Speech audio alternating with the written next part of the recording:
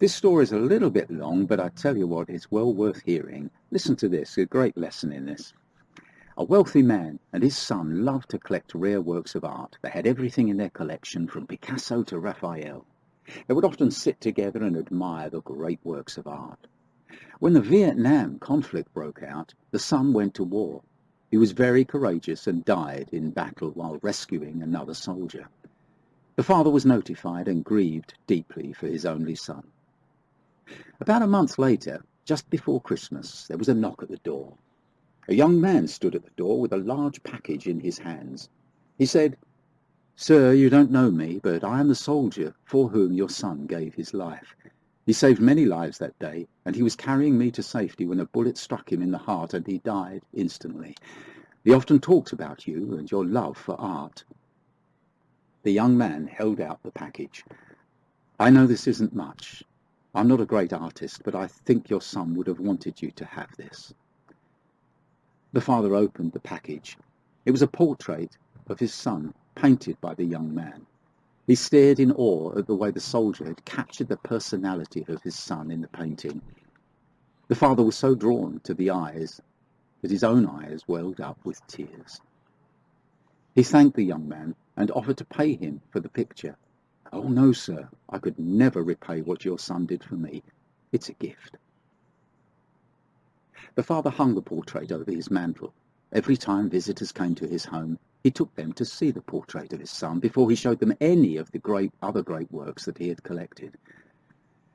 The man died a few months later. There was to be a great auction of his paintings.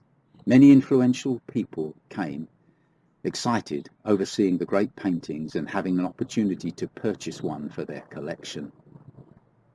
On the platform sat the painting of the son. The auctioneer pounded his gavel. "We will start the bidding with this picture of the son. Who will bid for this picture?" There was silence. Then a voice in the back of the room shouted, "We want to see the famous paintings. Skip this one." But the auctioneer persisted. "Will somebody bid for this painting? Who will start the bidding? $100? $200? Another voice said angrily, "We didn't come to see this painting. We came to see the Van Goghs, the Rembrandts. Get on with the real art." But still the auctioneer continued.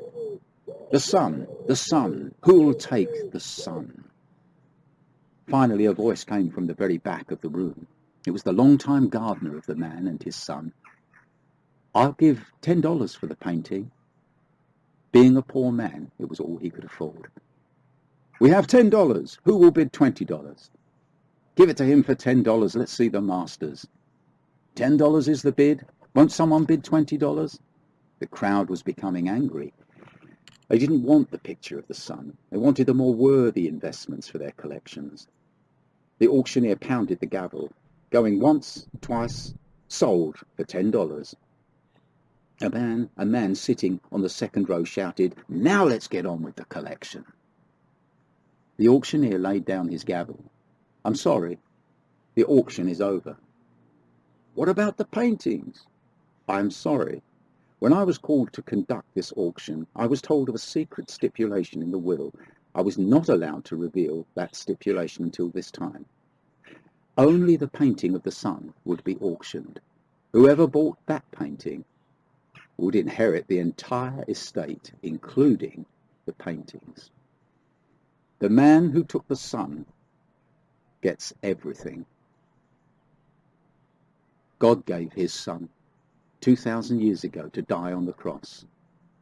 Much like the auctioneer, his message today is, the son, who will take the son? Because you see, whoever takes the son gets everything.